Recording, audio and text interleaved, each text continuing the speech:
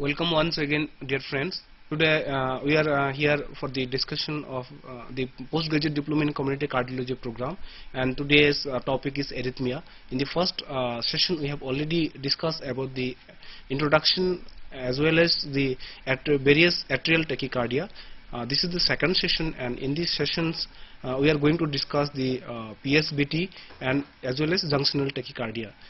To discuss these things again, we are having experts from our previous session, Dr. Sardana, and we are also having Professor Agarwal. Sir, you want to say something about this? Yeah, very briefly. Learners, the second teleconferencing for this year, please note down that it will be on 24th March from 1100 hours. So please make a note of it, and then we will send email also to you. I think I've already mentioned the most of the things, but the teleconferencing, we are not getting any questions. It is quite possible that the program in charges have already been informed from School of Health Sciences. Biplab just informed me, but it seems that the that there is some communication gap that program in charges either did not receive the letter or they forgot to inform the students. But Biplab has already informed you. Please send your email addresses to him so that we can inform every student that the various communications, examinations, other things, feedback performe, and the next teleconferencing, please note it down, and I will request the producer in the studio to display that the next teleconferencing will be on 24th March from 1100 hours. And the topic, I think we can announce and we can decide and let you know later on. Thank you, Biplab. Thank you very much, sir. So I would like to request Dr. Sardana to start the PSVT as well as junctional tachycardia without any delay. Thank you. So to continue our talk on arrhythmias, tachyarrhythmias we were tackling, and we've reached the level of AV node. So as we said, we have so far seen everything above the node. All tachycardia is happening above the node, and then coming down, the conduction going down the AV node to the ventricle through the normal conduction system of the right and the left bundle, producing normal QRS. Now we move forward to the commonly called PSVT, the paroxysmal supraventricular tachycardia. Going by percentage, this is one of the commonest narrow QRS tachycardia seen in emergency settings, besides atrial fibrillation, I would say. So atrial fibrillation you've learned to recognize, and if you're able to recognize PSVT, most of the supraventricular tachycardias you've handled. Now getting into the nitty-gritties, the PSVT comprises of two forms: the AV nodal re-entrant tachycardia called the AVNRT. Remember, N stands for node.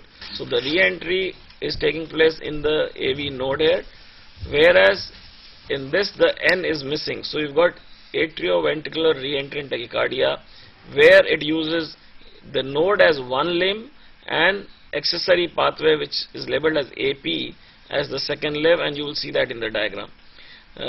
They present as narrow QRS tachycardia at the rate of usually between 150 to 250. Majority of them are about 170, 190, 200. Rarely we see 140, and sometimes, especially in younger, 220 and over. The PR is more than RP tachycardia here, and we will probably learn how to see this PR and RP business. A few points which I'll highlight after I describe the AVNRT and the AVRT, when you'll be able to appreciate. If you see no P waves, it's an AVNRT. If you see inverted P waves outside QR, it's an AVRT. So first we have to learn what it is. The acute management for both is same, and it's dramatic good management in acute tachycardias. That's why it's important to recognize this form of tachycardia, because you got medication which terminates the tachycardia within seconds, and if not in seconds, in minutes. So the difference here now is that the tachycardia above the AV node we saw, atrial re-entrant tachycardias, automatic atrial tachycardias, MAT, everything. But here we've got tachycardia at the level of the AV node. So either there are two paths within the AV node, or there's one path in the AV node and the one is outside the AV node between the atria and the ventricle. Just for simplicity and just to remember again, the atria and the ventricles are insulated from each other except through the AV node, and in pathological conditions if there is an accessory pathway. So no impulse can go from atria to the ventricle outside the AV node. So if it has to pass into the ventricle, it has to be through the AV node. So if you have a AV node ablation or a complete heart block, you cannot have conduction from cell to cell through there is a fibrous annulus there which prevents any conduction. So you've got conduction through the AV node, and PSVT AV node is must involvement. So in these cases, if you can give a medication which blocks conduction in the AV node even for 1 beat, the tachycardia terminates. And this is what it shows here. So in an AV nodal re-entrant tachycardia, you've got 2 pathways, one taking the conduction from atria to the ventricle and the second taking it from ventricle to the atria, the return path. So they are within the AV node, very close to each other. It's called AV nodal re-entrant tachycardia. In the AV re-entrant tachycardia, there is one through the AV node and the other is through the accessory pathway. WPW, as we know, it can be on the left side, it can be on the right side, but it's revolving from A to V, and these are called macro re-entrant tachycardia. This node is not involved in this, isn't it? The node is participating in the tachycardia because one side the conduction is through the node, the other conduction is through the accessory pathway. So AV node is involved. That's how we are differentiated. First we talked in the first session was when AV node was not participating, it was passive. Here it is actively participating in the tachycardia. So anything which blocks conduction in the AV node will terminate the tachycardia here. Even the accessory? Even in the accessory. In an acute attack, if you block, and I'll explain you how it happens. And this is what we had seen in the first session. In the atrial tachycardia, everything was above the AV node. So even if you block this, the tachycardia here would continue. And as soon as this opens up, the conduction to the ventricle restarts. Whereas in this, since it is revolving in this, if you block this, the tachycardia has terminated till a new tachycardia comes in. Now tackling the AV nodal re-entrant tachycardia, trying to now, this is the gross of it. Now we are only looking at this picture. In the next one, the AV node itself. So now we magnified the AV node. It has 2 paths within the AV node. Now they have called approaches, the fast approaches and the slow approaches. The fast track is the beta path, it is labeled, which has fast conduction, but it also has long refractory period. So once we have a conduction through this beta path to the ventricle, it's going to take longer for it to recover for the next possible next conduction. So as the impulse comes from atria to the ventricle, it goes through the beta path and also the alpha simultaneously. The alpha is slow conducting. So it's going slowly, but it has slow conduction but shorter refractory period. So it recovers faster. So in normal condition, the P travels down and reaches the QRS, to form the QRS here. And when this slow conduction reaches this point across, this is blocked because this has just passed and has not recovered. So this just terminates here. But what happens if there is a premature beat?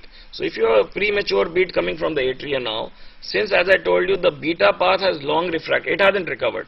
So now what happens, it travels down the alpha path, the slow pathway, which has short refractory. So it basically is available for conduction. So it goes down the slow pathway. So it takes longer from atria to the ventricle. So you have a PR prolongation here because it's going to take longer slow conduction. And since it has slow conduction, it gives enough time for the beta track or the fast pathway to recover. So when it reaches this point, it travels back this fast pathway into the atrium. And when it travels quickly back to this point, the alpha has recovered because it has slow refractory periods.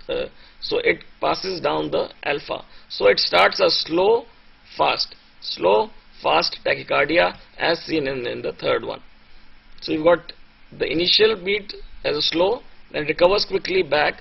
Now what happens is, since this is revolving in the AV node, by and large you've got atria being depolarized from this impulse and the ventricle from this impulse going down. So there is almost simultaneous activation of the atria and the ventricle. Atria being depicted by P and the ventricle by the QRS. So you've got P and QRS almost superimposed on each other. So when we see a narrow QRS tachycardia and you're not able to see the P waves, which means that the P waves are hiding within the QRS. because they are superimposed, and as you saw in this diagram, the atria is getting activated at the same time as the ventricle. So the QRS being larger in size basically is engulfing the P wave. And to make you understand even better, I have this ECG showing the intracardiacs. As we show one intracardiac, seen intracardiac before, this is again, so this first line here, the fourth from top, is the atrial activity from inside the heart. Okay, and the last one is the ventricular activity from inside the heart. So if you appreciate this, the atrial activity, which in surface will present as P wave, is happening at the same time as the QRS is forming. So the P wave, if you had to really see, was here at this point, So it's part of the QRS and you cannot see it. So if you've got a narrow QRS tachycardia at a rate of 150 to 250 and you are not able to see any obvious P waves, the possibility of it being an AV nodal re-entrant tachycardia is very high. And rarely or sometimes it can happen that the P wave is just at the end of the QRS. So in lead V1, we sometimes are able to appreciate at the end of the QRS a little P wave, which we call as a P prime. If that you can see in lead V1, it is a AV nodal re-entrant tachycardia. Now if you, okay, this slide was again to highlight, if you have an ECG or at a point where the tachycardia is initiated, if you're lucky enough to pick up the first beat, and as I told you, because the first beat happens, it tries to travel through the slow pathway, the PR of the first beat will be prolonged. So initiation of the tachycardia, if you look at P, QRS, P, QRS, P, QRS, P, QRS, then you have a P premature beat. If you see the timing, the next P wave should have come here. But this is a premature atrial beat which has occurred, which has conducted through a long AV interval. So it clearly has gone over the slow pathway and that has initiated the tachycardia. So these last 6 QRS are forming the PSVT. This is the sinus. So this is spontaneous induction or spontaneous initiation of tachycardia by a premature P wave.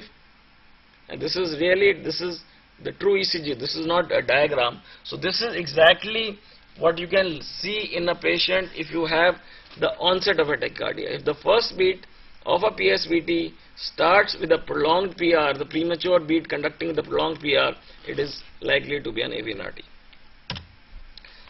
The second form of PSVT is the AV re-entrant tachycardia, which uses the accessory pathway. Now again, the first point is the same. It is a narrow QRS tachycardia, but here the P wave is hanging outside. Why? Which you will understand very easily now. The P wave, first you see the ECG. So if you see this ECG, you see where you can see the best P. Like in this lead 2 here, you can see after the QRS finishes, there's a little hump here. If you see again here, I've shown these arrows here, you see a little P wave here, So you have got a P wave outside after the finishing of the QRS. And why it happens is, because in an accessory pathway, this is the real genesis of the tachycardia. The rhythm starts, it goes down the AV node through the bundles, it activates the ventricle, and if the ventricle, the pathway is on the left side, it reaches this point of the ventricle, and through the accessory pathway returns to the atrium. So what is happening is the QRS depolarization or the ventricular depolarization and formation of the QRS is complete when the atria starts depolarizing. So it reaches the atrium not simultaneously, sequentially. So atria gets depolarized by this, then it comes to the ventricle again, then it goes to the atrium. So they are following each other.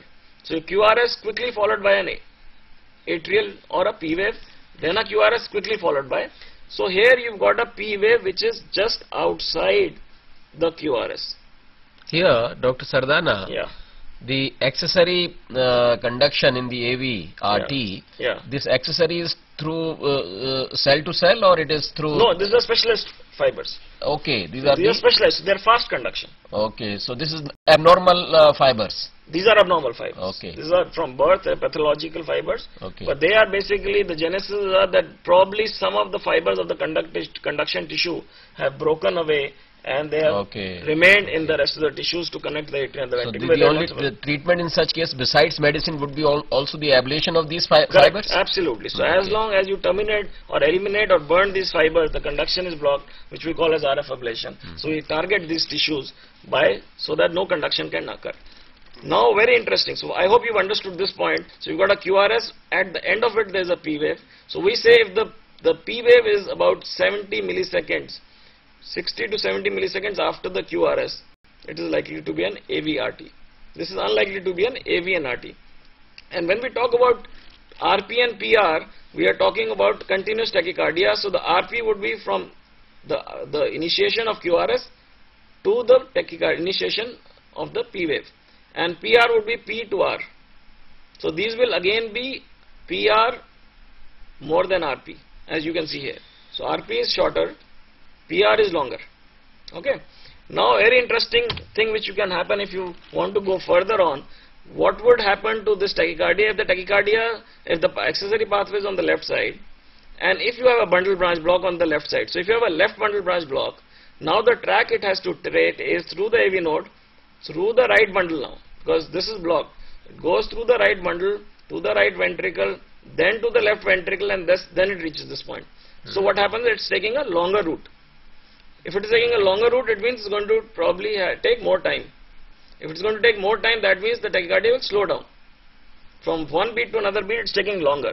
So in basically a PSVT, if you have a bundle branch block developing and leading to slowing of the tachycardia, then the pathway you can try and localize is on the same side as the bundle branch block. So if you got LBB happening during the tachycardia and the tachycardia slowing, the accessory pathway is also likely to be on the left side. If you can understand this, you know why it is happening. Okay, so you don't have to get it at that point, but point is that you are making an idea in your mind how these arrhythmias happen. And as Dr. Agrawal correctly said, the treatment can be curative in this. If you can go and burst these fibers wherever they are, then you are left with only one track and no return track. If there is no return track, there can be no PSVT.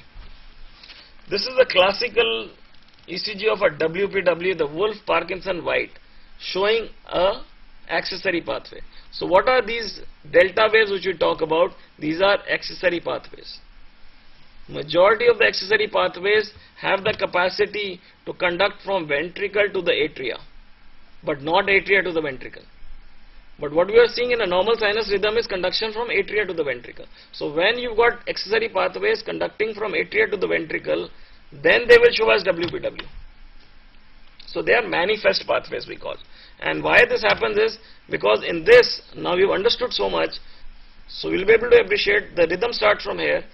It moves equally towards the atrium in the lower side. If the accessory pathway is here on the right side or left side, wherever, it starts polarizing the ventricle quickly. There is no AV delay here because the delay is part of the AV node.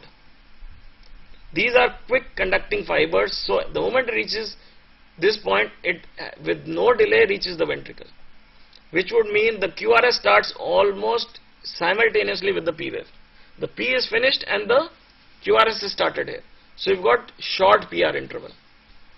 In the meantime, while it is depolarizing, but this is going to be slow process, because now from here it is cell to cell. While it is depolarizing part of the ventricle, this conduction has also come in here through the node, so it depolarizes the rest of the ventricle. So there is a fusion of depolarization, so your rest of the ventricle is being depolarized by the normal conduction mechanism, which will become narrower. And as you see in this, you've got initially short PR and a delta wave, which is the slur on the initial part, which is the part of the ventricle being depolarized by the accessory pathway. And the latter part is sharp. It suddenly becomes very sharp from here, rest of it. So this is, so once you have a PSVT and you've terminated the PSVT, you must do an ECG to see if there is any manifest accessory pathway. Okay. So once you understood this, then you can appreciate what happens if a patient has atrial fibrillation and also has an accessory pathway. Same thing here now. So instead of sinus rhythm, now you've got tachycardia arising in the atrium. So fast beating of the atrium, and AV node has a property that it blocks, it is protective, that it cannot allow conduction beyond say 150 or 170 or 180. So it will block anything above that. And in the atrial fibrillation, the heart rate goes to 300, 400 atrial rates. But accessory pathway, if they have short refractory period, which means that they are able to conduct very rapidly, they will lead to high ventricular rates. Plus, as long as they are conducting through this, you will have a delta wave and a wide QRS, slurred QRS happening here, and it will be irregular because the tachycardia which is initiating is irregular. Since the atria is firing irregularly, so you got irregular tachycardia with no P waves because you got atrial fibrillation and you got a wide QRS tachycardia. But this has a delta wave here. So if you are smart enough to see the slur, this is an atrial fibrillation with pre-excitation, what we call, or with WPW. Here if you give adenosine or verapamil, it will not terminate because the basic tachycardia is happening above the node. It's not a re-entrant tachycardia as I showed you in this diagram. It's not taking this route. Here if you block even one beat from A to B, the tachycardia has stopped because the circuit has been broken. Whereas here in atrial fibrillation, this is only passively conducting into the ventricle. Even if you terminate, even if you give AV node blocking drug, it's going to conduct through the accessory pathway and it will continue. This is a very rare condition in which, because the atria in atrial fibrillation is very rapidly beating and can conduct very rapidly to the ventricle, it can degenerate into a ventricular fibrillation, which we call AF2VF, which can lead to the sudden death in a patient with WPW, which is rare though. In Dr. Sardana, in the case which you had shown in the previous slide where the conduction is not through the AV node but the accessory, and the management in that case would be again ablation, or in that case it will be some drugs? So there are two aspects. So one is an acute management. If the patient has come in with this now, so what are you supposed to do? If they are unstable, you immediately have to cardiovert. To prevent recurrences as a cure, you will have to ablate. Okay. Because atrial fibrillation you may not be able to control, but your conduction into the ventricle you will be able to eliminate. And it's also been shown that these patients also have higher incidence of atrial fibrillation as long as they have the accessory pathway. Once you burn the accessory pathway, the atrial fibrillation also subsides because there is some re-entrant circuit which ignites the atrial ectopics and induces that atrial fibrillation. Thank you. Okay, so coming to the synopsis of PSVT, couple of slides. So there, normal PSVT you will have a PR more than RP. There are two conditions, AV nodal re-entrant tachycardia and AV re-entrant tachycardia, which we just discussed. Okay, if the RP is more than PR, when can this happen? RP more than PR, which means PR is short, which happens in sinus tachycardia. In sinus tachycardia, you will have short PR and longer. So from QRS to the next P will be long. Or these are the other causes. Atrial tachycardia, you can memorize them also and you can go back and think. Sinus node re-entrant tachycardia, atypical AV nodal re-entrant tachycardia. And what is this? Just to complete the list, I will tell you. Since we were talking about this, it can happen in the reverse way also. So you can have downward conduction through the fast and backward through the slow. So it is possible. So you will have a atypical AV nodal re-entrant tachycardia where the roles are reversed. So you have the downward through the fast and backward to the slow. So your next P is going to be away. Okay, but this will be retrograde P. So you got an atypical AV NRT in that case, which we call as a fast slow tachycardia. The typical AV NRT is slow fast because antigradally it is slow. So you got atypical AV nodal re-entrant tachycardia and AV RT with slow conducting accessory pathway. If the accessory pathway which we have been talking is very slowly conducting, these are called paroxysmal junctional re-entrant tachycardias. So there are certain described pathways which are slowly conducting. These are very rare, and these patients continue to be in tachycardia for hours, days, and they're very difficult to terminate. So these are conditions you should just memorize. They're not very common ECGs. So just to put them back again, the same slide. So AV nodal, it's a circuit within the AV node, fast slow or slow fast. 90% of the AV NRTs are slow fast, 10% are fast slow. Again the treatment will remain the same even in this. Your idea is to block the AV node even for one beat. So adenosine, what does it do? It has a very short half-life of 8 seconds. So it just blocks 2 or 3 beats in the AV node and the tachycardia terminates. Okay, it has to be given bolus rapidly through a central line if possible. If you give it slowly, little hesitantly, don't flush it, they don't terminate. Or if you give drugs like diltiazem, you have to give it slowly so that you don't produce a long AV block. But idea is to block even for one beat. Doing a Valsalva, doing a carotid massage. One point to mention, it is no longer advocated to do a carotid eyeball massage. Please don't encourage. I have seen patients where they have started doing it themselves. It is not advocated. There have been case reports of retinal detachment. It's no longer been advised to do a carotid the eyeball massage. But carotid massage cannot be done by the patient themselves. What they can be done, which is practical, is teach them Valsalva, teach them Muller's. They can vomit, they can put strain like defecation. So they can do things which are possible rather than trying. I've seen that I try and do this, it doesn't happen. Okay. So now the last slide on PSVT would mean P identical to sinus, short PR and long RP. It is a sinus node re-entrant tachycardia. So if you have tachycardia in a patient who is sitting, doing nothing, there is no reason for him to have tachycardia, and you've got P wave which is similar to the sinus, it has a short PR and long RP, it is sinus node re-entrant. If it is retrograde inverted P, there is re-entry at the AV junction, AVRT or AVNRT. Okay. If there is no manifest P wave, it goes in favor of AVNRT, as I told you.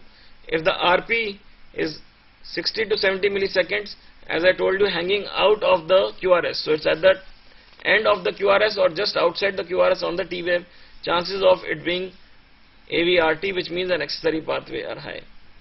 If there is AV dissociation, it rules out accessory pathway. AVNRT is also less likely. And just to highlight this point, if you got an AV block, how can you have this tachycardia going on? This one in the central, the AVRT.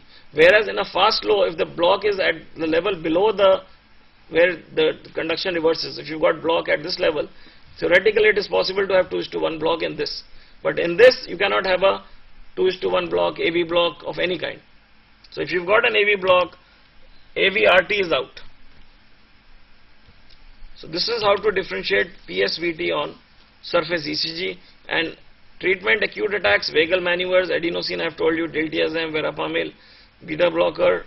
These are less in use. Digoxin I don't use, but there was a time when it was being used regularly. And only if there is hemodynamic compromise would you like to give a cardioversion. Curative RF ablation, 95% in over success rate with recurrence of about 2 to 3%.